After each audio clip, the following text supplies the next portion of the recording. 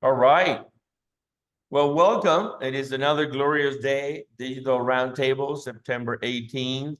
It's almost Christmas. It's amazing. I thought it was January last week, and I don't know what happened. I blinked. There's a lot going on. We have a great guest today. We're missing Llewellyn King, who is taking some R&R from a trip to Paris, and hopefully he'll be back next week. Obviously, I got John Sibley Butler with me, and before we get rolling, let's have some music.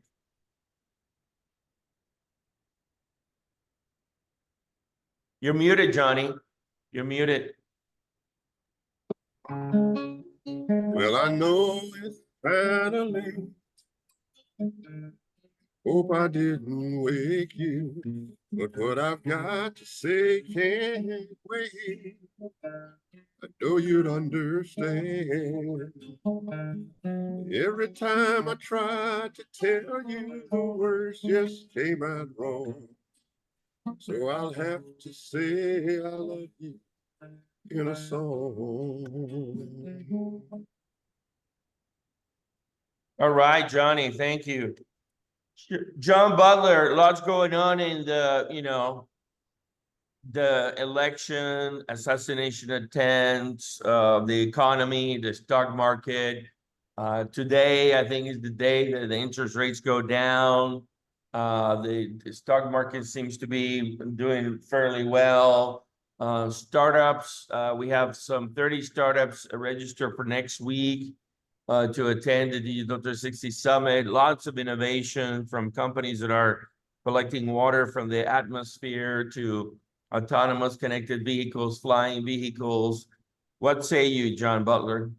Well, the assassination attempts. I had a presidential appointment from President Bush and spent a lot of time with President Bush W. And spent a lot of time in Washington, spent a lot of time in the White House, and played a lot of golf with the former president. And we always had Secret Service people, even when he was governor, in front of us. So it brought back memories of playing golf with Governor George W. Bush and all of the things that could happen. And so that was certainly a interesting kind of thing that we do not need in the context of America. So that was dear to my heart. I've been following that because I had identification with that. Because as I said before, I played around with the former president of the United States, George W. Bush. And you look at the interest rates will be cut, so we hope that will have an impact, right, on how we do business in America. We think that things will open up a bit. If you have money in the in the bank, it might hurt your interest rate, but certainly for the business enterprise, it is good.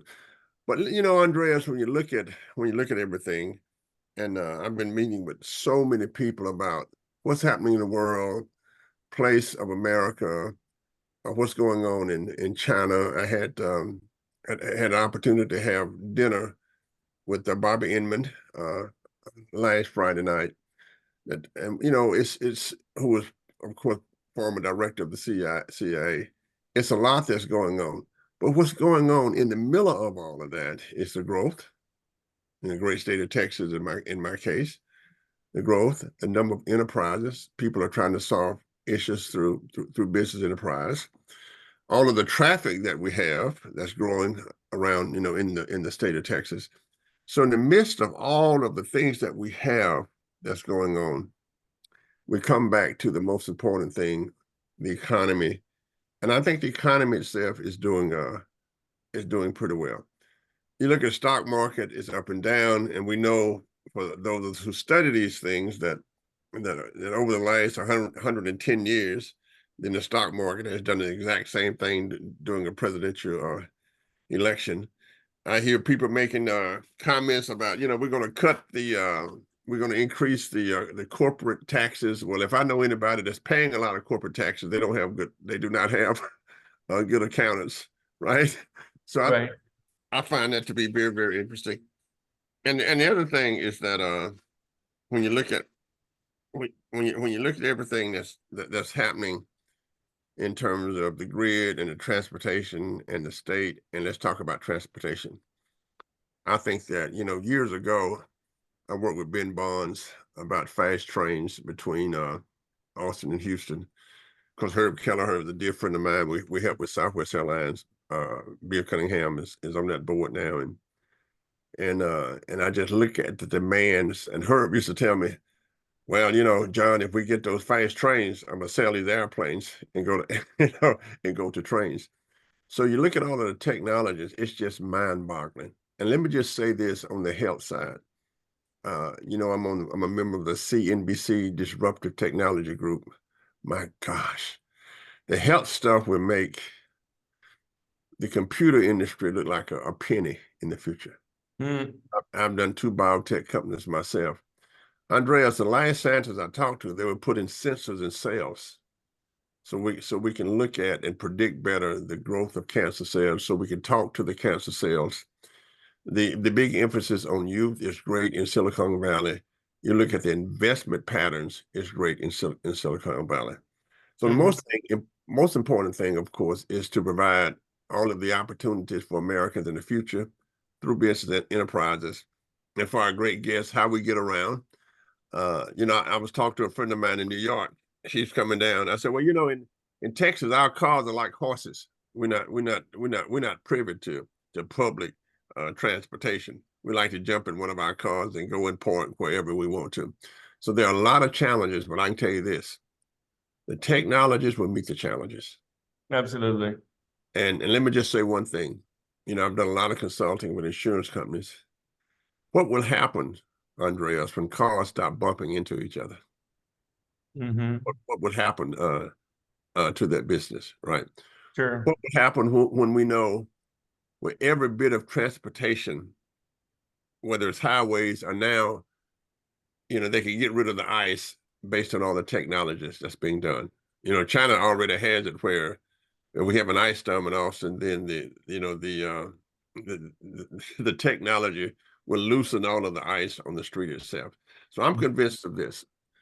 The new technologies for the 21st century going forward, just as sure as when I finished Northwestern University graduate school in 1974, there were no companies, there was no Dell, there was no Whole Food, there was no Microsoft, there was nothing, right?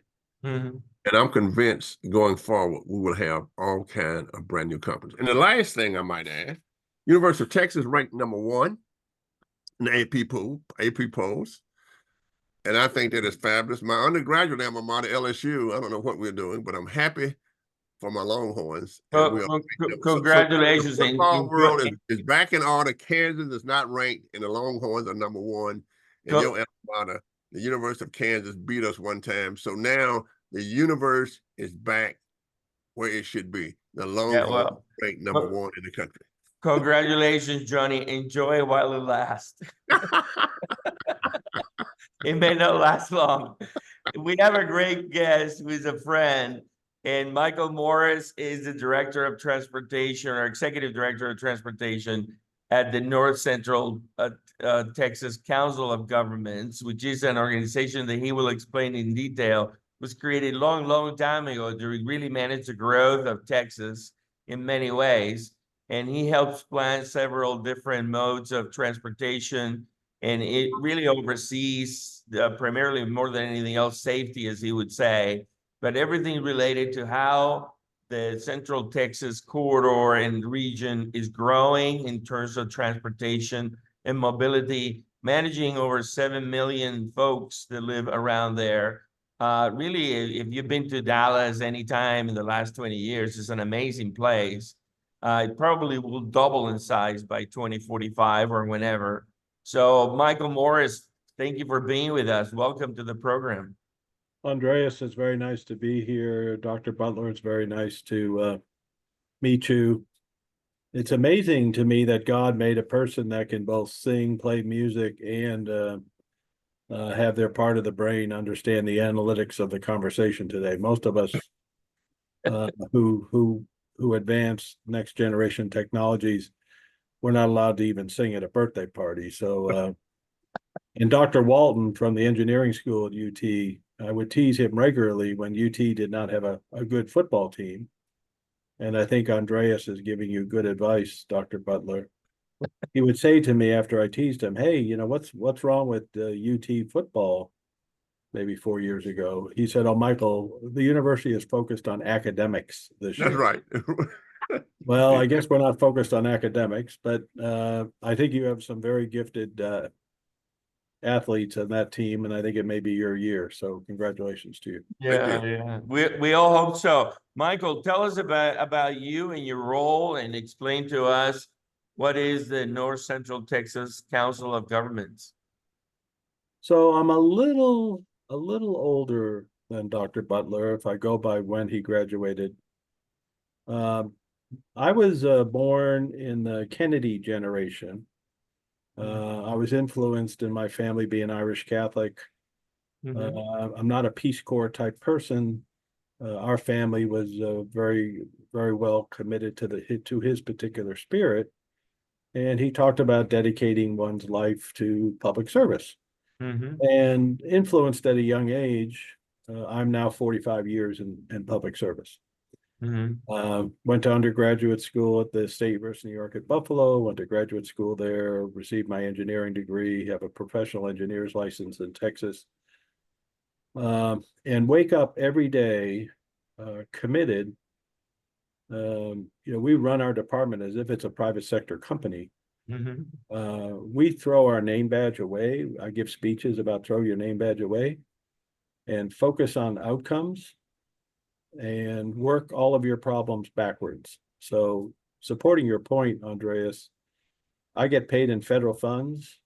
Congress wishes our organizations like ours, metropolitan planning organizations, should be laser focused on outcomes, because Congress knows the gross domestic product. You started with this business economy theme. I find it ironic. We were created 50 years ago, literally, this is our 50th anniversary, to generate gross domestic product within the United States, because 80% of the GDP of the United States is in the top 30 metropolitan regions. Right. So in addition to state DOTs, which are creatures of state, Congress created creatures called metropolitan planning organizations. They're not statewide. They're focused on urban regions. And it's our job to be the marriage counselor, to be the gap funder, to be the expediter, to be the innovator, to get projects, programs, policies, technologies across the goal line. That's the expectation. My board is made up of, being in the southern part of the United States, where you have strong city manager, weak mayor governments. Our board members are all professors or business people or own CPA firms or run their own business. My board is made up of local elected officials that are not full-time government employees. They may get $30 a month to go to their city council meeting. So it's a lot easier for me to bring a private sector agenda, to bring an agenda about technology, to bring an agenda about high-speed rail, to bring innovative ways you and I have talked about with regard to technologies, because I'm surrounded by public sector elected officials that also are business people. So for me in Dallas, Fort Worth, easier than say Chicago or New York City or probably San Francisco, I'm surrounded by a whole bunch of individuals where I want to challenge my board to be a leader in technology. And they challenge me back with, well, why can't we do it faster? One simple example for you. I'm the only person in the state of Texas, since I'm so old fashioned, I actually use my cell phone as a phone. You probably don't use your cell phone as a phone. But this cell phone knows when it's in a car and it's going in the wrong direction. It's got GPS. It knows how fast it's traveling. It's geocoded to know if it's in the right direction or not, to plus or minus. This is where the debate is right now. I'm trying to get this phone, instead of hitting a laser wire that communicates back to a traffic control center, where a human then puts on a dynamic message sign, wrong way driver coming at you. when it's probably too late to do those human transactions. Mm-hmm. I don't know how many laser beams would be sending across our freeway system. Mm-hmm. I already know when my owner of my phone is going in the wrong direction on a freeway.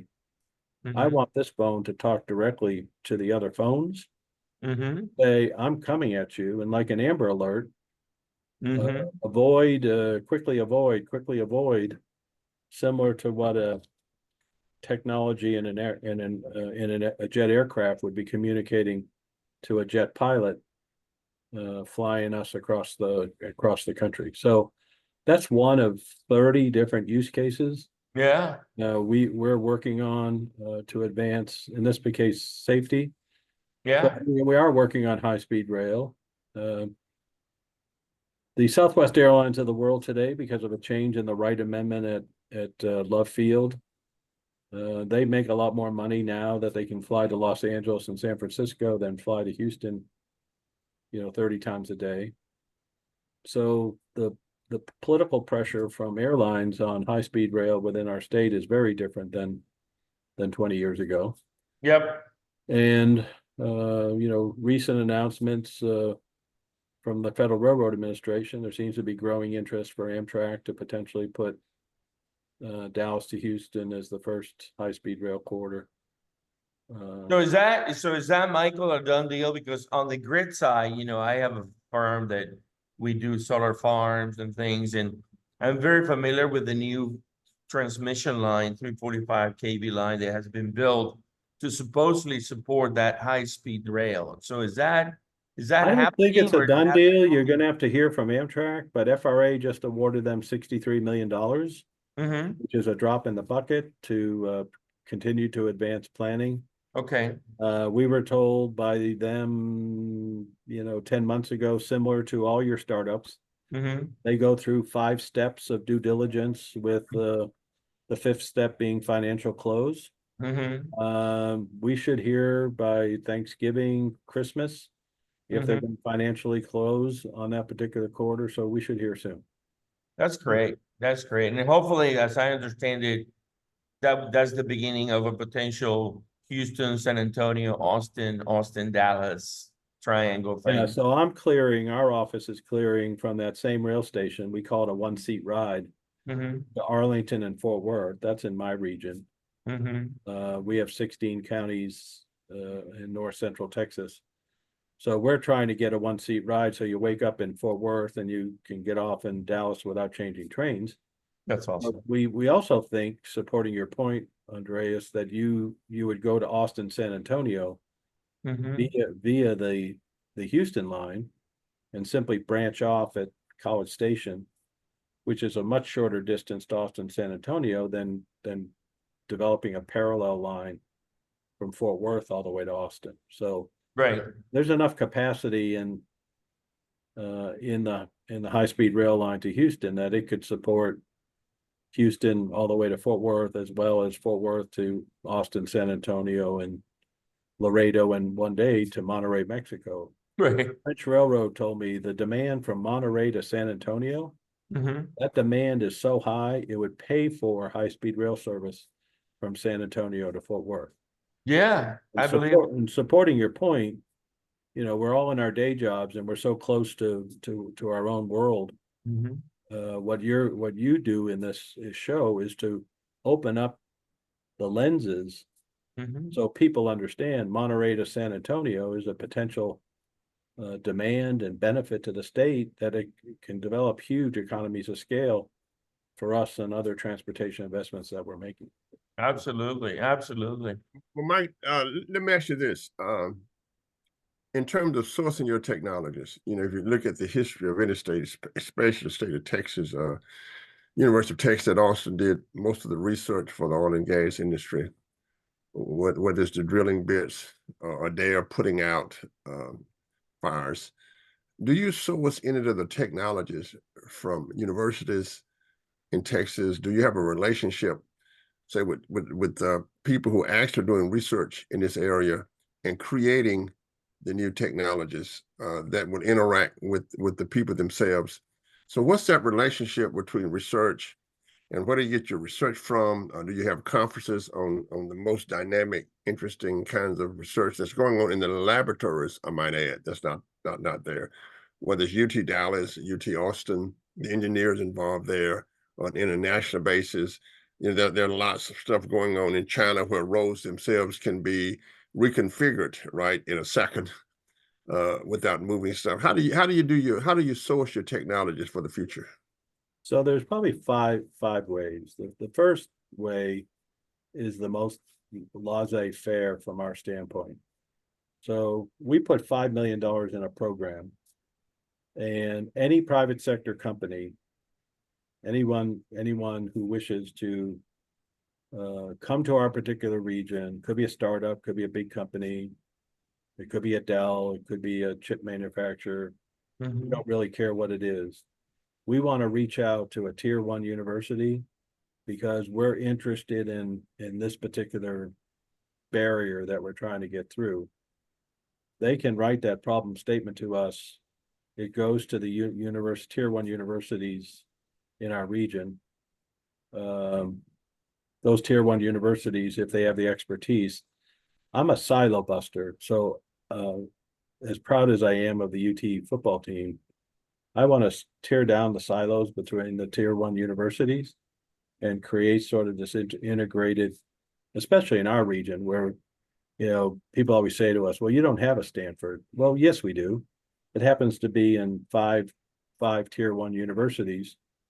So what we did is work with them to create a consortia so the private sector can come and write a problem statement, get the best and the brightest at the universities to respond, and then we'll go ahead and fund that particular benefit for that particular company on that particular subject. We may not be generating the use case or the problem, but we're a big believer that the private sector or a startup or a big company or someone who is in our region has that access to the university, even if we're paying for it.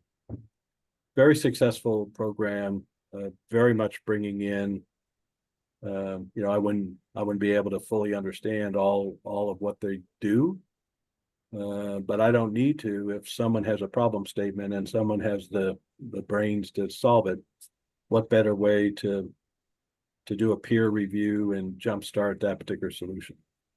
The second way is in our procurement process in government. We can directly partner with universities.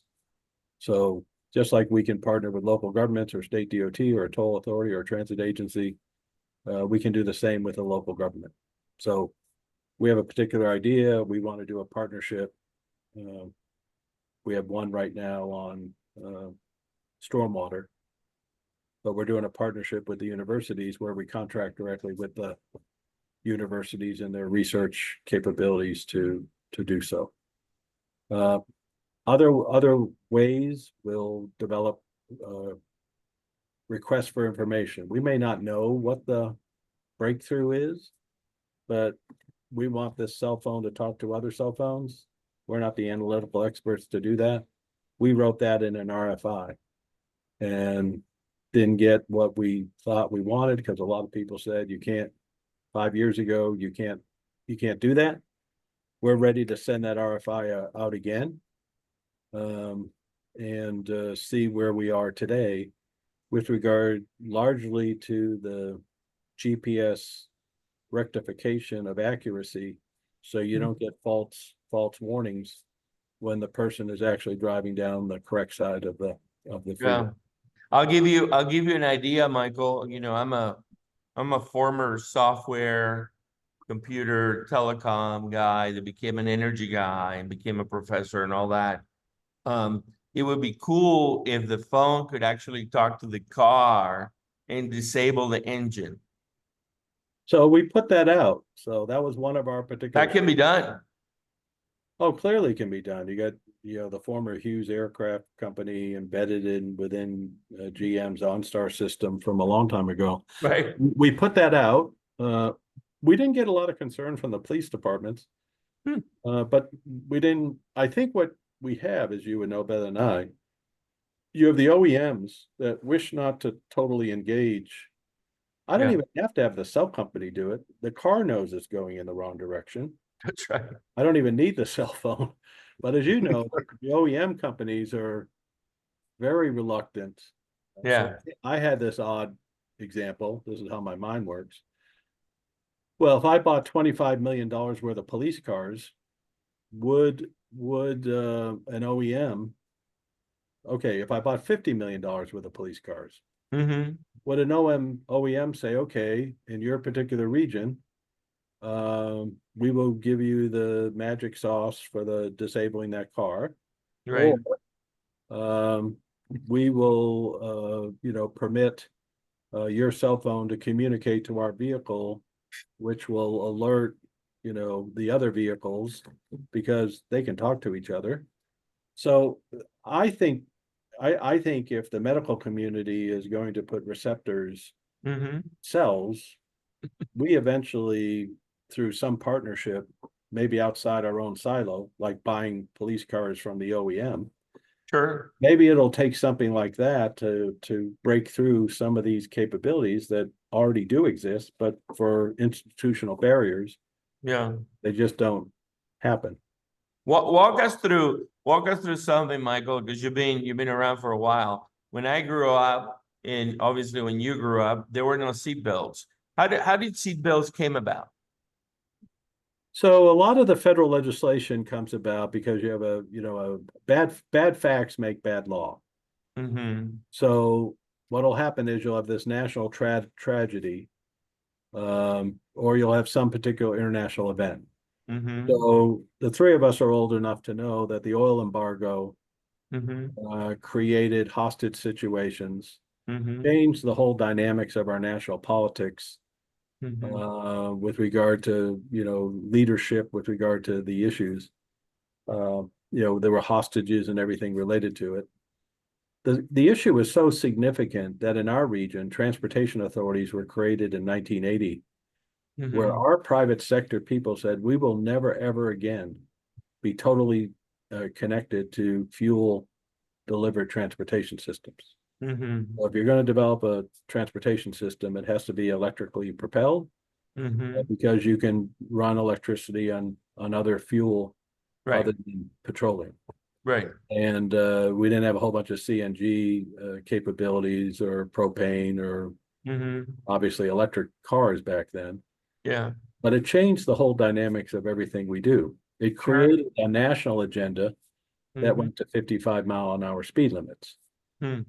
So, we live, if you read the Federalist Papers, Mm-hmm. which I encourage everyone to do, because the political issue you have in Austin or San Antonio or Dallas Fort Worth today Mm-hmm. is talked about in the Federalist Papers. These issues don't the border issue between the Texas and the federal government is articulated in the Federalist Papers, not as a border issue, but what are the states' rights and what is the federal responsibility and how does it work as our country got Right. started. So 55-mile-an-hour speed limits were, okay, you want your gasoline tax? We'll give you 100% of it if you put in 55-mile-an-hour speed limits, and we'll give you 85% of your gas tax receipts if you don't. So Got it's it. sort of an incentive. Mm-hmm. Seat belts were introduced the same way. They became a requirement in the car. Mm-hmm. Now, I think fatality rate is so high. I don't know how a car starts without you having your seatbelt on. I know Right. technically it can happen. Right. I don't think you should be able to drive around without your seatbelt. Now in Texas, they're going to say, well, I have the right to not have a seatbelt on. Well, Yeah. if you have other people in the car, I'm not sure you have that particular right. You don't have the right to travel 100 miles an hour because that may infringe my right to get home safely. Right. So in Texas, it's a full contact sport when you talk about these things. But we are working very hard where we can Mm-hmm. to develop safety strategies. I'm a big fan of autonomous vehicles. Humans are horrible drivers. Mm-hmm. Yes, we will have fatalities with autonomous vehicles, but you'll have 95% less fatalities with autonomous vehicles than you will with human drivers. And I think it's up to us in public service to continue to pound the table with regard to what role technology can play with regard to safety. So we floated an idea last week. It may not make it through my board.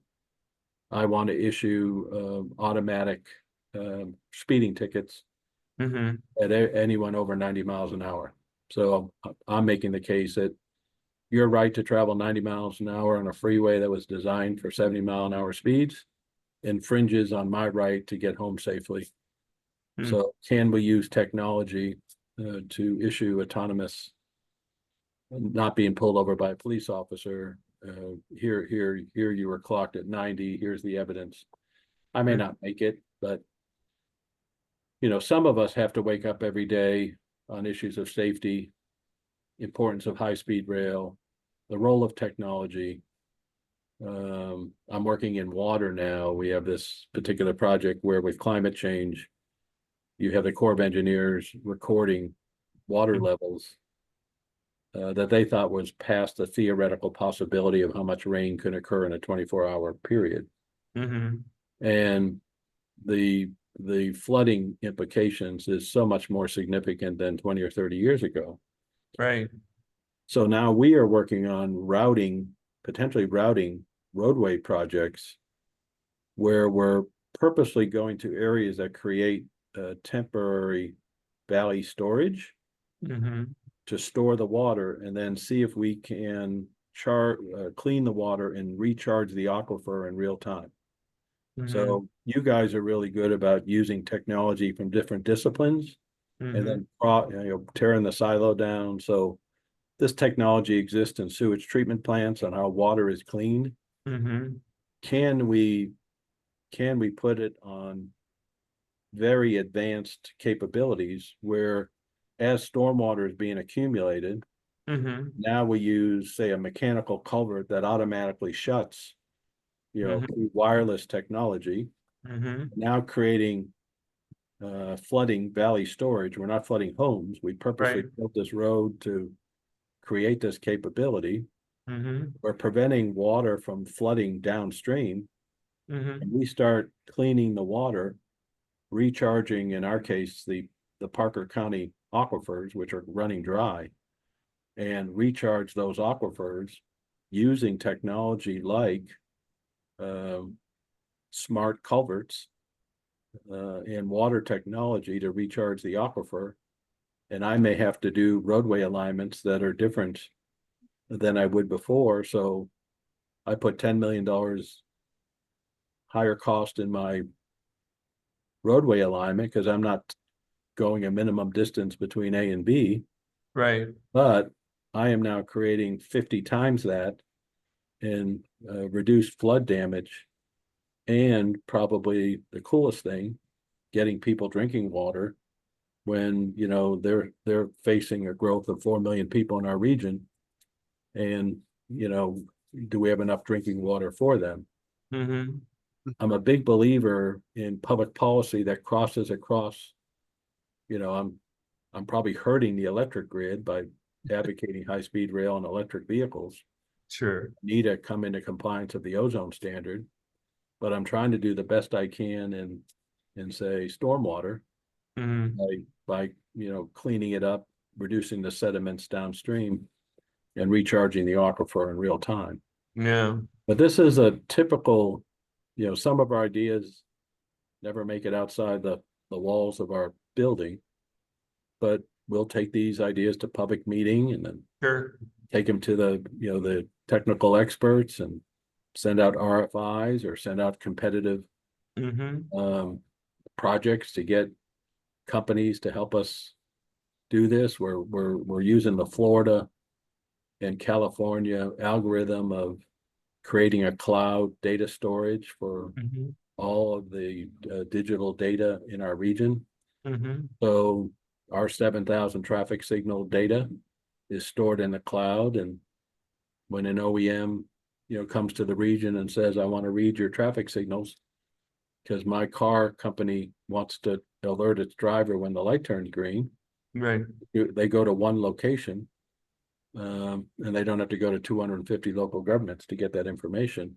Right. I believe data is actually it costs you a lot of money to get started, but I believe data, information, value added, these will all become revenue sources that actually sustain the ability to create better quality data and more data to do even better things.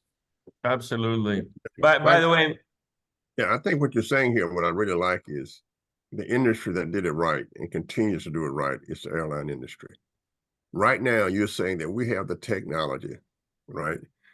When there's when there's an airline mishap, we know every information, we investigate, and we improved. And that's been going on for years. Right now, you're saying we have the technology right now to create the analog of the airline industry in transportation. That is, we know what causes wrecks. If somebody's going 90 miles an hour, then we have the technology. So there are certain rules that you must follow when you fly. You just must do them, right? And we have the ability now to track, right, everything that happens. We go back and look at it and say that pilot error, or whatever have you. Can you imagine us doing the exact same thing that we have all of the data for the transportation industry? So we know what happens when somebody goes 90 miles an hour. We know what happens when somebody runs a red light. We know that from the data. And if we were to take that same approach, and this is the question, can we take that same approach that the airline safety industry has taken for years? And every time there are bunches of accidents with all the data that we have, we make the improvements. Yeah, and remember, what is the airline industry doing? First of all, the airline industry is, the safest mode of transportation you can be on is an airplane. I remember the early days of an automatic elevator. I had the weird life of actually growing up in a hotel because my father was a hotel manager. The first 2 years of an automatic elevator in our hotel, a human employee hit the buttons on the automatic elevator or humans wouldn't go in the elevator. They were used to a mechanical elevator where the driver drove it and had a level floor and then opened the door. And I can't imagine going in an automatic elevator without a human in there. So the way the hotel got people to their floors is they paid a human to hit the buttons on an automatic elevator. Yeah. And then we eventually got more comfortable. I think, I don't know how strong the political will be. I think there's sensors on a car right now, and I know insurance companies do this. Hey, you want lower insurance? Let us put the sensor on your car. And if you travel in the wrong parts of town or the wrong times of night or travel at a speed, or they got these geo sensors in the car, you're changing lanes, too much. Then they discontinue you as a discount insurance person, or you send a warning and it actually, hey, I don't have money for insurance. So it actually helps fix your behavior. You say, wait a minute, I'm traveling too fast or I'm going to lose my insurance. Right. The car right now knows the likelihood of you getting into trouble. It knows it. There are so many computers and sensors on a new car. The question is going to be, when will the government side, when will the liberty side, back to the Federalist Papers, when will it be in the best interest of the rest of us, and probably the best interest of that particular person, be able to intervene somehow into that? Either the car automatically goes to the shoulder, or, I don't want people to lose their means to get to work, but if in fact we're serious about turning these fatalities around, and probably 20% maybe we as engineers could have done something about, and 80% of them are excessive speed, not paying attention, being under the influence, not wearing your seatbelt. And 80% of these fatalities, we as geometric designers of roadways, well, we should have put a guardrail there, or we should have put a 3-cable barrier across that roadway. That was our error. Or the pavement didn't have enough skid resistance. But when 80% of the fatalities are preventable, Right. but the human made a mistake, our region adopts the European model that we don't care if the human made a mistake or not. It's our job to reduce fatalities. 20 years ago in our industry, and this is probably back to the aviation side, Mm-hmm. well, it wasn't us. The air traffic controller made that mistake, or well, in the aviation business, it doesn't matter who makes the mistake. There's so much redundancy in the systems that we don't really care. We have systems where if the pilot makes a mistake, the co-pilot can intervene. We have probably planes today that can land and take off all by themselves without a pilot if something happened. You have air traffic controllers in redundancy in air traffic control systems. You know, you have it a lot easier in the automobile industry, but back to the cars, and we love our pickup trucks, and in the Federalist Papers, it's what right do you have? Yeah. And I think it's this public discourse that is important to our country. Yeah. Michael, here's I'm trying to read some of the comments and questions. There's one that is an interesting crossover. And the question is basically, would NCTCOG play a role at all in the idea of secure regional network of distributed work centers as a way to balance transportation demand from office commuters? I just left a program this morning. I'm responsible for our 9 FIFA events.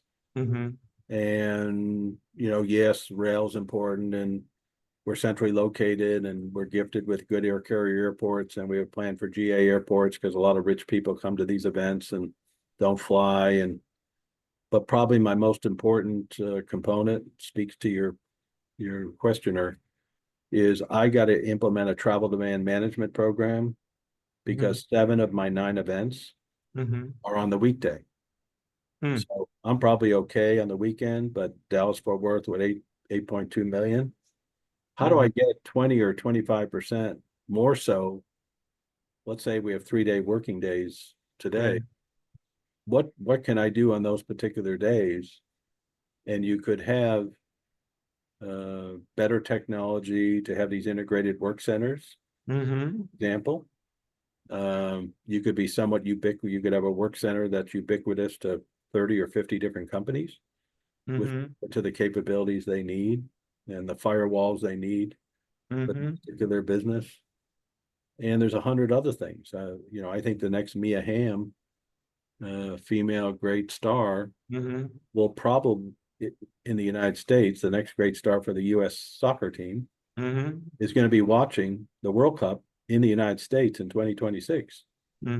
How do we create environments where we have the next generation of great athlete, maybe a great baseball player? She's a great baseball player, but never thought to soccer. Right. How do we create, travel demand management or other strategies, or take your daughter to work on those days, or how do we do other things? Yeah. The benefit of air quality and efficiency on the transportation system.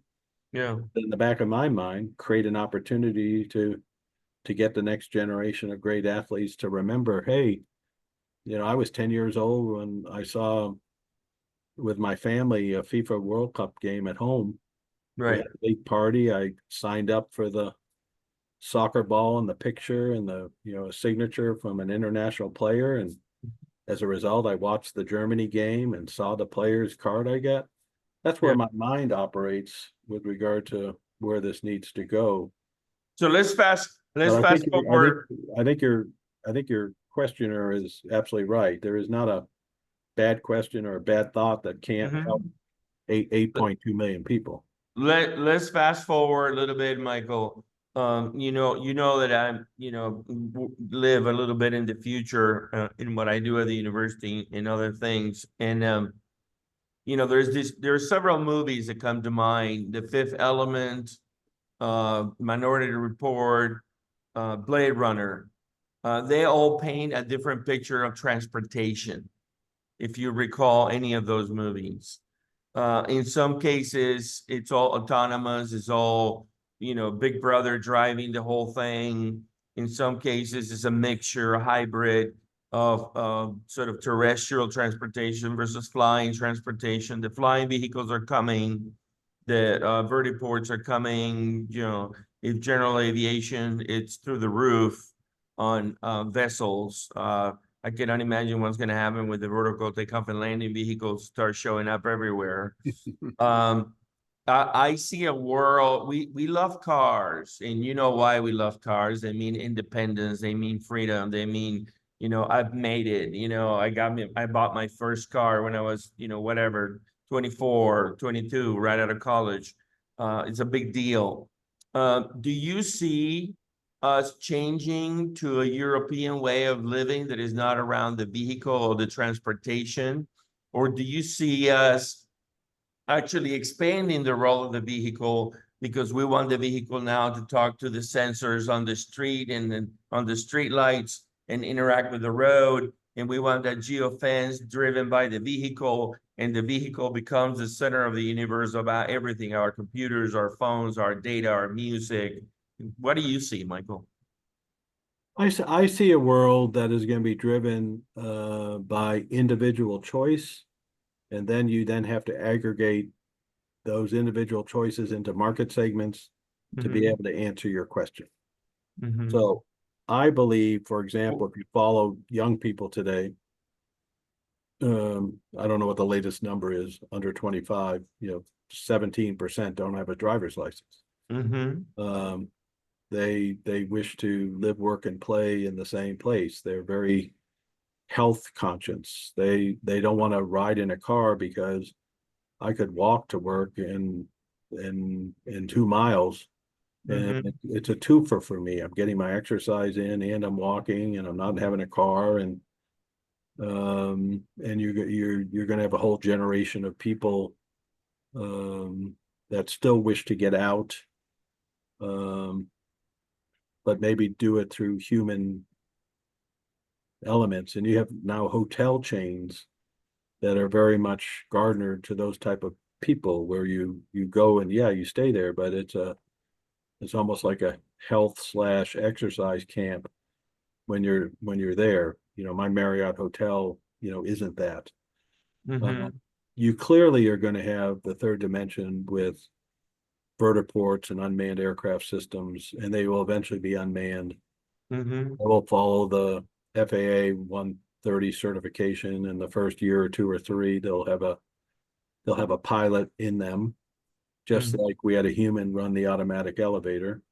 Right. And then after 7 trillion miles of safety, we'll eventually be running those.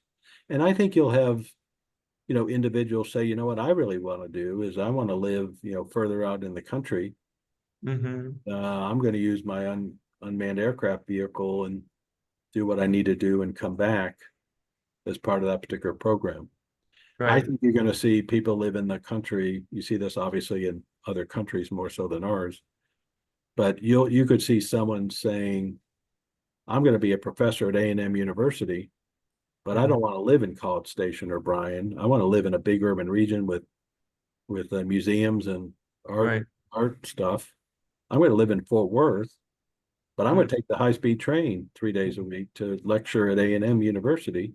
Right. And I think the biggest winner, frankly, of high-speed rail in Texas is going to be A&M University, who can recruit international people to live in Houston and Dallas-Fort Worth, where they may not want to live in College. Right. Now, maybe they're living in Paris and they're coming in on Zoom or Teams. Maybe that's what they're doing. I think you're going to see people develop their homes where they have workspaces and they're technology crazed, and they'll spend from 7 a.m. to 3 o'clock every day, 6 days a week with technology. Then in the afternoon, it's a very different lifestyle. They're riding their bike, they're living life, they're having a beer with their friends. I think the future is going to be dozens of lifestyles that actually bring happiness to us. Right. Where we can just pick and choose that little combination of life that we really like and the part of the country that we like it. And you won't be able to answer your question until you add up, you reverse your question. It's not what the market segment then has. I believe it's what the individual wishes. And then you add it up to determine, well, which market segment, really won. Yeah. My issue on ground unmanned vehicles is I don't know where they go all the time. You know, I think land is so valuable. I don't think they'll park. Mm-hmm.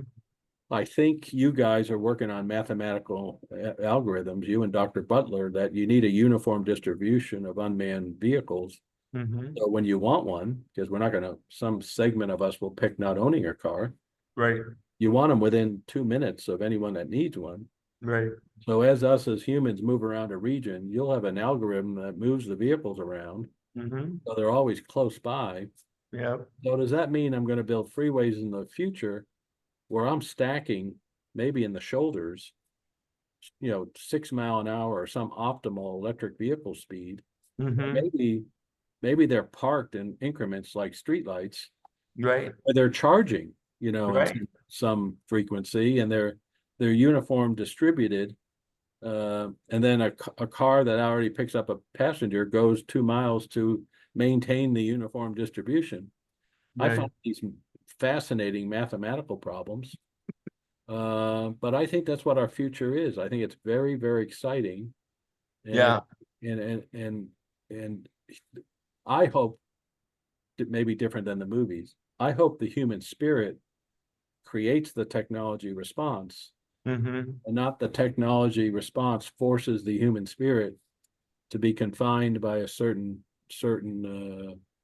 algorithm of technology. Yeah. Could it be that the car of the future does no longer have a driving wheel and pedals, but it looks more like a multi-purpose room for working out or working or sleeping or whatever, watching a movie while I'm moving from one location to the next? I think it's going to be both. I think it's going to be the person that says, I don't even have a driver's license. Mm-hmm. I want a private pod. Mm-hmm. And the private pod doesn't have a steering wheel or anything. And it could be like I like to watch movies, or I would like to watch sports. So it could look like the inside of a sports bar, and it seats 4 people, Mm-hmm. and it may or may not even have windshields in it. You know what I mean? Because Right. my pod is just going to know how to, no different than your elevator, unless you're at an Embassy Suites. Right. Elevator doesn't have windows in it, and these smart hotels now, you punch your floor, Right. the algorithm yeah. tells you to get into elevator G. Right. Hey, I'm going to the particular game. I want a pod that's a sports bar, and it comes in, and you and your friends, or music, or you have an Yep. artist, and you're hearing the artist thing on your way to the concert with that particular artist. Right. Someone else, might say, I really would like that autonomy. Hey, I want the safety of the vehicle taking me home. I'm tired. I just traveled from Chicago. Take me home vehicle. I'm going to take a nap in the back, and it takes me home. Mm-hmm. On Saturday, I got the grandkids, and grandpa's going to show you how you drive a car like we used to back in 2024. Yeah. So I think each individual, I think the human spirit in the United States is too individualistic. It'll be, in my mind, and I'm not a Mhm. futurist, No, but I agree with in you. my mind, it's going to be individual driven, and Mhm. our companies will have the same vehicle, and it'll be, oh, you don't need windshields, and you can save $6,000. Oh, you want sports TV quality in there? Though that's $8,000. And I think that's what the future will be. Absolutely. And also, I see a lot of market segmentation out of that, Johnny. yeah, at the end of the day, of course, the algorithms are easy. It's the human spirit, Oh, and yeah. we're social beings. So therefore, what you should do, and you should invest in gathering places. So we're back to, I'm from the North Shore of New Orleans, so we back every Saturday. You go to the and meet at the barn, so the people can Yeah. get to know each other. Yeah. Right. And all of the individualistic stuff, because when you really think about it, work was very individualistic in the past. And people met had a dance at the barn dance, Yeah. the dance, That's and, right. and they got together, got to teach people how to goof off again. Yeah. So I agree with the individualistic stuff, but I also think at the end of the day, we're very, very social Mhm. animals. And that can be figured out also. Yeah, so I was in a meeting a couple of years ago here and say, well, we could save a whole bunch if we develop back to your futuristic 3D glasses. Mm-hmm. So it feels like you're exactly in Hawaii, and you don't have to travel to Hawaii, and our carbon footprint will be so much worse. And that was the last meeting I had on that topic. I said, I am not going to be the anti-human spirit to get away from whatever they're doing, to go down to New Orleans and have a fun weekend, or to fly Mm-hmm. to Hawaii. I'm not. So back to your future, I am not in the, oh, people aren't going to go on vacation and want to go to Key West or cool places, or Right. oh, technology will be so great, it'll be better than being there. I'm not signing up for that, because I don't think the human spirit can tolerate that very long. I think you do need to go down to the dance hall or the local bar or your Yep. church or your, whatever. I think that's critical for the human spirit. Mm-hmm. And to develop technology to such extremes to eliminate that recharging a battery, I think is not a very good thing. Yeah, Michael, what keeps you up at night, if anything? Uh, Nothing keeps me up at night. I like a data-driven process. I'm blessed to be I have a board of directors where I'm allowed to challenge us as staff and challenge them with, here's a range of options. Here's the pros and cons of each option. Mm-hmm. I live in a great state that has some of the friendliest people of anywhere in the country. I'm in a region that is challenged with growth.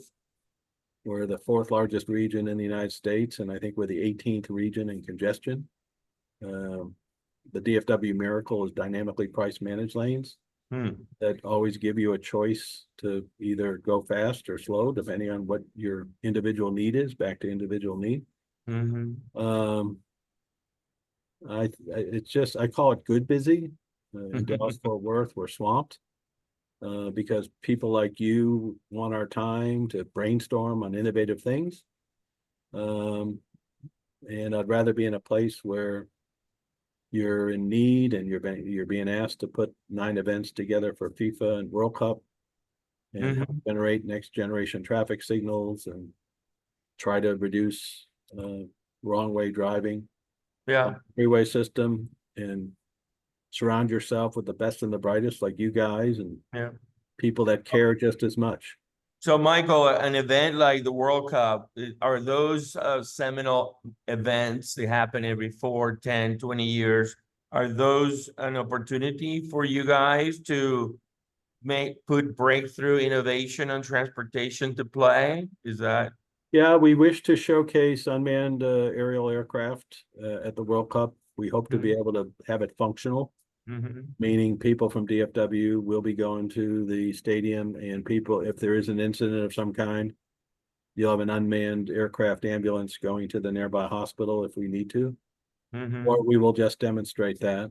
We will have autonomous vehicles in the region. I think it is, I went to the 1964 World's Fair in New York, and you can imagine it didn't have a lot of technology in 1964, since we had pay phones and IBM computers that were sides of the building I'm in. Right. But you can imagine an international event with nine events over a summer. The opportunity it can show all the way on one extreme, Texas hospitality, all the way to next generation technology. So, Right. Well, Michael, let me ask you this. Here we are in the state of Texas. How do you interact with other states? So, I'm traveling from Texas to Louisiana, from Louisiana to Mississippi, Mississippi to Florida. And with some states, would everything be standardized? Now, remember, at one time, as you know, all of the stop signs were not standardized. All of the red lights were different. They were different in different states. How do you standardize the development of technologies across states? What are the meetings like in Illinois, in Texas, and especially the neighboring state? From if we go from Texas to Arizona to California, how do you standardize that? well, let me give an example. So when it comes to static signing, which is 50 years old now, we have a manual for uniform traffic control devices. So the size of the letters and the color of the yellow stripe across the country is the same. It's not 50 different colors. Right. And a stop sign has the same number of sides to it. It's not three sides in one state. But you say, well, wait a minute, Michael, we have new technology. Okay, the big debate right now is on high-speed rail. You have the Japanese technology that Texas is looking towards because Japan is wanting to potentially put in billions of dollars into Dallas to Houston. But the Japanese technology is a safety protocol not based on its weight. It's based on its sophistication with regard to control. So that train cannot operate with a French train or a German train because they're so much larger and heavier. So if you have Japanese technology, you can't travel if you use the European model where you have the same size trains. You can, like in Europe, you can run German trains, French trains, Italian trains all in the same quarter. And if you want French wine, you pay $100. If you want a sausage, you pay $40. You pick your airline. But we're now debating in this country the same question that was probably debated in the Manual for Uniform Traffic Control Devices 70 years ago. We got different technologies. Is the country going to go to a uniform technology, which means the Japanese technology cannot coexist, or are we going to adopt the European model? That clearly is a part of the debate. We purposely picked what we thought is where the states are going to build our cloud software for all of our transportation devices by using the Florida protocol and the California protocol, because we think each state needs to develop the same uniform cloud. So eventually each cloud talks to the other state's cloud. And you can't imagine if your whole input-output algorithms in your cloud software were different. All of a sudden, my cell phone driving across the country can work. I don't have to change protocols or stop and put in a different code. So you guys are correctly flagging.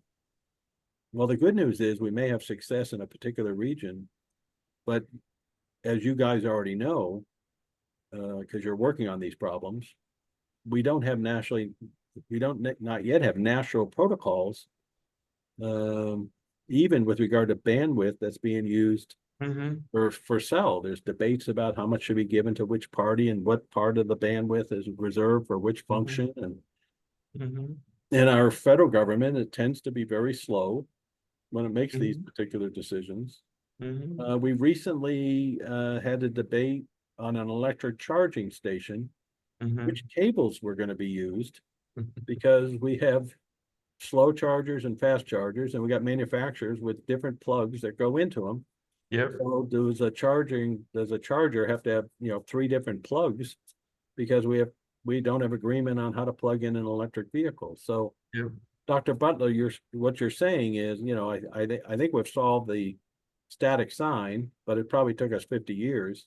We got a long way to go to develop the efficiencies and economies of scale of uniform rules as we move forward.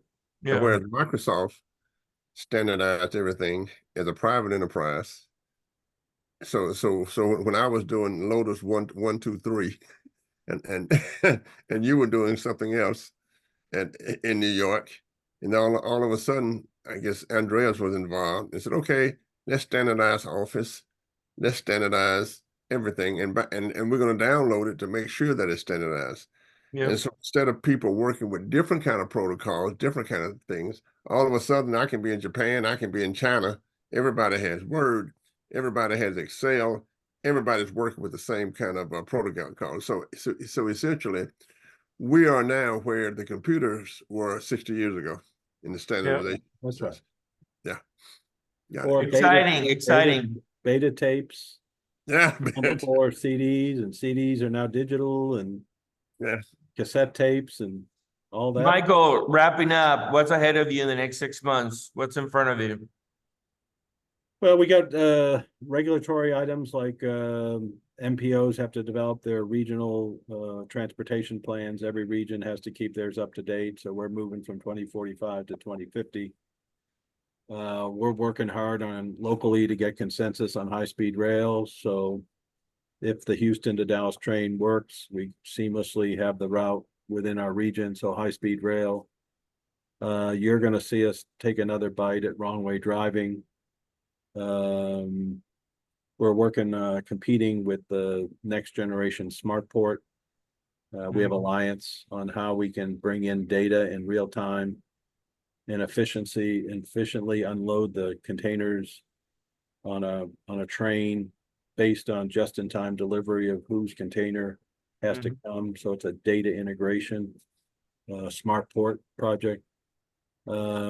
So some of it is a regular federal metropolitan planning organization business. Sure. But we're blessed to have a gifted staff that can, advance other strategies, because our board wishes to be a technology leader in transportation. Because we think that those type of technologies will generate value added in air quality, safety, mobility, and other items that we do. Okay. Okay. John's parting thoughts. Well, I think that the future of the country is transportation. It always has been, from the from the trains down through horses and buggies, and how we communicate and how we do business. From Federal Express, a great company that developed in Memphis, to Greyhound bus station, to the Pony Express. And as we look forward to the future, we know that technologies will help us to do things, and at the very, very center of it is, how do we do business? So people used to say, I want it in 5 weeks. Now they say, you don't have it yet? Yeah. It's 2 seconds. Yeah. So I think we must always, people don't understand the importance of the movement of human beings and economies. And I was shocked when I went to Northwestern, being from Southern Louisiana, that there were people living right in Milwaukee and taking the train to Chicago to work.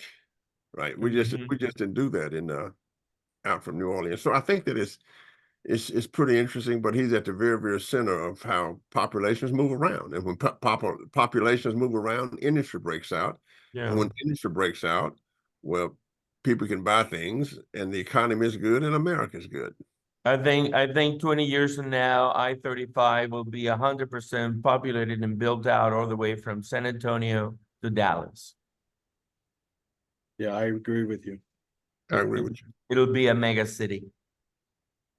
And in my opinion, you're not going to be a mega city without high-speed rail. It's not. That's right. possible. Yeah, you gotta move the people. Absolutely. Johnny, take us away. Michael, it's been a pleasure. Thank you for being with us. Anytime. I thank you.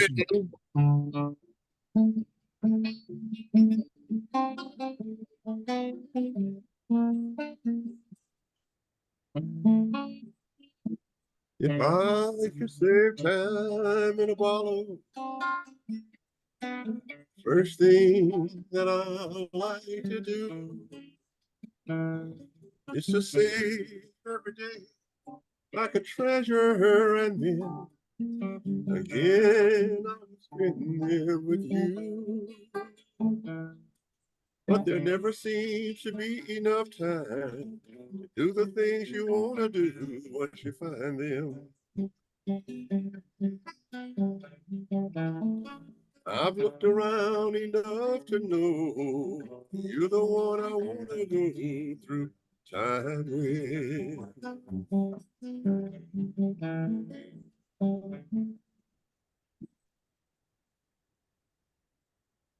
That's off to Jim Croce, one of my great musicians, who was killed in a plane crash when I was waiting to see him in Chicago in graduate school. Thank you. Thank you, Michael, for being with us. Thank you, Mike. I really enjoyed it. All the best. We'll circle back. Talk to you soon. Take care. All the best. Anytime, sir. Have a good day.